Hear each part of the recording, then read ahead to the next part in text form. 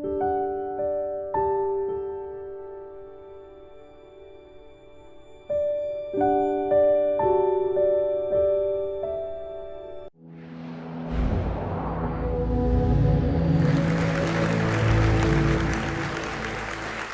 used to believe in God, like our very articulate and eloquent speaker before us. I used to believe firmly in God. I was an ordained minister. I preached the gospel for 19 years. I felt this presence in my mind as I prayed. I got goosebumps as I was in communion with what I thought was the Holy Spirit of God. As I read the Holy Bible and read about the resurrection of Jesus, I dedicated my life to preaching that gospel that I thought was so real, that gave so much meaning, so much hope, so much beauty to the world. But I've changed my mind. I now know I was deluded. I was having a very real, very powerful, but mental experience that happens in most religions. I won't tell you my whole story, but I went through a process of deconversion that took 4 or 5 years, starting as a firm believer, evangelical, street preacher. In the foreword to my book, Godless, that tells that story, Richard Dawkins writes, Dan Barker was not just a preacher, he's the kind of preacher you would not want to sit next to on a bus. That was me. I was so convinced. I was so in love with Jesus, my Savior and my Lord. But I went through a process, evangelical, fundamentalist, where I migrated into more of a moderate, where I preached less hell and more love, into more of a more liberal stage in my life, until eventually I dumped out all the bathwater and I found out there's no baby there. It's just words, it's just arguments. But from the very articulate words we heard tonight, we didn't see any dots connected. We heard a lot of argument, but when it comes to evidence, only 2 pieces were offered, which we will probably get to: personal experience and the resurrection of Jesus. If nothing comes from nothing, then God cannot exist. Because God is not nothing. If that premise is true, that nothing comes from nothing, and if God is something, then you've just shot yourself in the foot. Today is Thursday. What does that mean, Mr. President? Thursday. What does it mean? It's the day that millions of people believed in the god Thor. There was a gap in understanding. There was a mystery. What is that noise in the sky? What are those lights? What is all this? What is that? It must be an agency. It must be some being or something, and they named it Thor. And today we have a day of the week. We don't have a Jesus Day, but we do have a Thor's Day that millions of people believed in, and maybe some still do. But that deity has found itself on the scrap heap of history, just like when I looked at the deity I used to believe in, the God of the Bible. It started for me with the simple idea that Jesus told a parable about the prodigal son. A parable is what? It's a fiction. It doesn't matter if the prodigal son actually existed in history. It was the moral tale that mattered. The ancient Israelites made up a parable or a metaphor about Adam and Eve in the Garden of Eden and a talking snake. Look up in the dictionary the word fable. You will find it as a moral tale involving talking animals. We know that Adam and Eve could not have existed because of evolution. I assume everyone in this room accepts the solid fact of the evolution of the human species. So Adam and Eve could not have been real people. It was a metaphor, and many Christians accept that fact. They know there's metaphor, figures of speech in the Bible. But in my process, if the prodigal son is a fabrication, if Adam and Eve are a metaphor, then what about this other character, this Yahweh, this Jehovah, this Elohim character? Where do you draw the line? When we know that humans are very good at inventing myths, like the turtle in my Native American ancestry, the turtle that swam across the waters, brought up the mud from the bottom, created the continents. A beautiful story, a wonderful metaphor, but that didn't really happen. The God character himself is also one of those fictions I came to realize. Maybe a useful fiction, maybe it gave meaning, maybe it gave hope, maybe it gave purpose, a fiction nonetheless. The reason I am a non-believer today is because of the lack of evidence and argument for a deity. If there were any real evidence for a God, then by now someone should have won the Nobel Prize for pointing that out. Any scientist in the world would jump at the chance to say, here we go. I mean, if there is a hitherto unknown force of the cosmos that we haven't yet been able to determine, what scientists in the world would not love to make that point? That hasn't been done yet. All we have are what we would call, and I think many believers call, God of the gap. The thunder and lightning was a gap that is now closed. The perhaps fine-tuning of the initial constants, perhaps the origin of the Big Bang. We do have some gaps in science. In fact, it is those gaps that drive science. Without those gaps, we wouldn't have scientific inquiry. What we are offered with is faith and belief. And you were very eloquent in saying that you have a belief in a God, that what you believe is God. But belief is not knowledge. Belief is simply an assertion, according to the Bible, that you believers believe. Belief is the evidence of things not seen, the substance of things hoped for. Belief is not evidence. Anytime you have to accept an assertion by faith, you're admitting that that assertion cannot be accepted on its own merits. It doesn't have the strength to be accepted as any other, perhaps, scientific hypothesis would be taken. Do scientists gather together every Sunday morning in their scientific sanctuaries and bow their heads and sing, "Yes, the Higgs boson is real. I know in my heart the Higgs boson is real. I will have faith. I will be strong to this secular world who challenges my belief that the God particle is real. Amen." If they did such a thing, you would think they were pretty insecure on the concept, wouldn't you? That's what we find with faith, a constant puffing yourself up. Be strong, resist the world, believe in these absurdities in spite of the doubts. The resurrection of Jesus Christ, the story of the resurrection of Jesus Christ, is the absolute worst example anyone could possibly give for the reliability of the Bible. And I'm not exaggerating. Let me tell you why I'm not exaggerating. Many stories in the Bible are given once or twice. The resurrection story is given 5 times. You can compare them.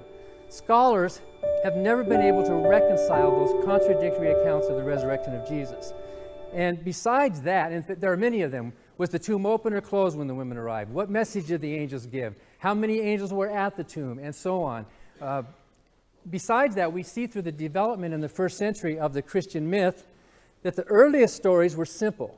There were no angels. There were very few remarkable events. But as you go 10, 20, 30 years later, you find more and more until you get to the book of John, where you find these outlandish stories. What you see in the development of the resurrection story in the New Testament is the development of a legend, starting simple, growing over time, getting more and more fantastic. It's a mistake to treat those accounts as if they were flat, as if they all happened at one time. We can see before our eyes the development from a simple, unvarnished, perhaps some element of truth in some story about someone who may have spiritually ascended, like we say grandma died and went to heaven. Maybe the early apostles said Jesus died and went to heaven, but that exaggerated. So the resurrection of Jesus Christ is not evidence for a God. And even then, it would just be evidence that a man rose from the dead. How do you connect the dots? We suffer also from a coherent definition of a God. We have a proposition, this house believes in God. What is that word? What does that word God mean? There are many, and I don't have time to go into much detail, but there are many incompatible properties that many theists assign to this deity, much like saying this deity is a married bachelor. Can a married bachelor exist? Logically, it cannot. And there are mutually incompatible characteristics of this deity that many theists have put forward that make it a married bachelor. For example, God is supposedly an omniscient being who has free will. But if you know the future, you can't have free will. I'm not talking about human free will, and that's a big debate whether we have it or not. Even atheists disagree among themselves. But God, presumably, this being is a personal being with free will who knows his own future decisions. In order to have free will, whatever that means, there has to be a period of indeterminacy during which you truly do have options. I could choose coffee or tea. I could choose this or that. But if you know your future options, you have no choice. You have no freedom. You are not a free personal agency. So if your definition of God is that God is omniscient and free, he cannot exist. He's a married bachelor. I know theologians try to tinker with definitions.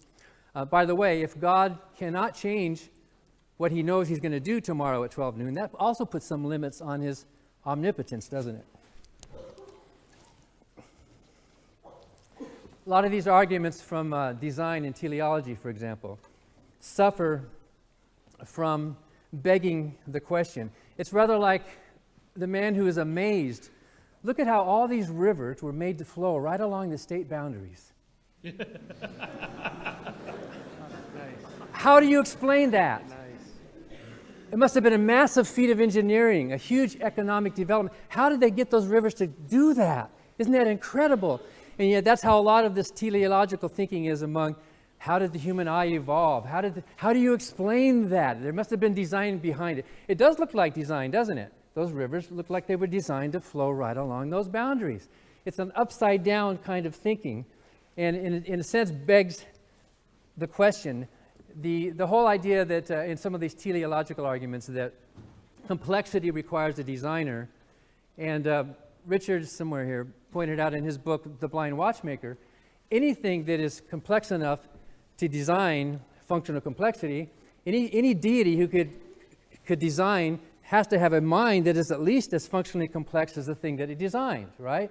If your premise is that functional complexity requires a designer, if that's your premise, then the mind of that deity also must, by that premise, require a designer. And you get into this infinite regress of, well, then God needed a bigger God and a bigger God.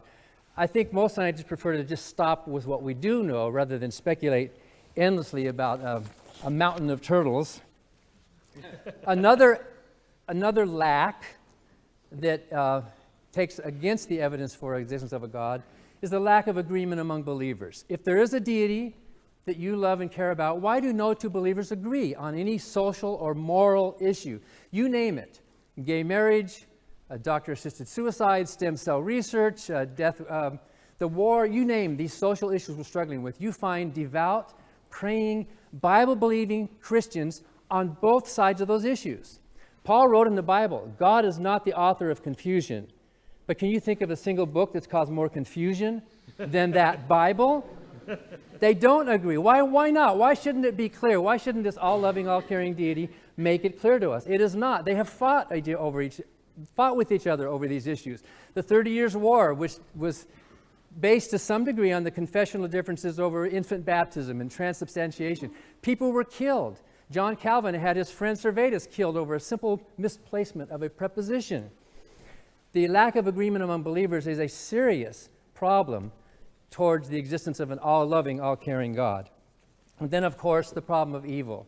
And our previous speaker pointed out that is probably the Achilles heel in theology. All you have to do is walk into any children's hospital, and you know there's no God. At least no good God. Maybe there's an evil God. Those children are dying at the same random rate, even though their parents are desperately praying, desperately loving those kids, wanting some kind of divine intervention. And yet, as Ann Gaylor says, who's the former president of the Freedom from Religion Foundation, nothing fails like prayer. That would be evidence. If you could give some scientific evidence that prayer actually makes an organic difference, not just makes you feel better, but an actual difference in the real world, that would be something to put on the table. The fact that that's not put on the table shows that prayer is pretty much talking to yourself.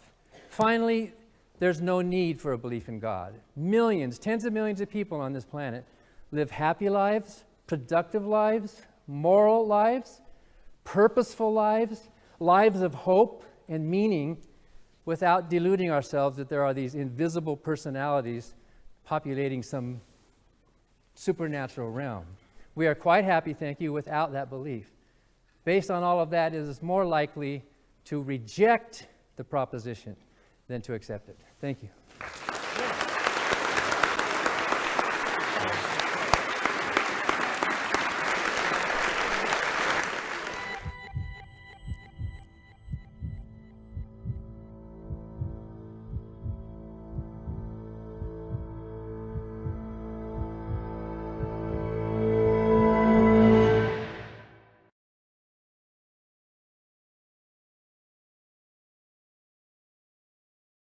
Sometimes people hold a core belief that is very strong. When they are presented with evidence that works against that belief, the new evidence cannot be accepted. It would create a feeling that is extremely uncomfortable called cognitive dissonance. And because it is so important to protect the core belief, they will rationalize, ignore, and even deny anything that doesn't fit in with the core belief. Mark Twain, it's easier to fool people than to convince them they have been fooled. Why? Because they don't, understandably, want to realize they've been fooled. But it's a wonderful thing to realize you've been fooled. It's a great gift, because from that point you will not be fooled any longer. It's a wonderful gift. Abundance is yours. Claim it today. Subscribe for more great videos.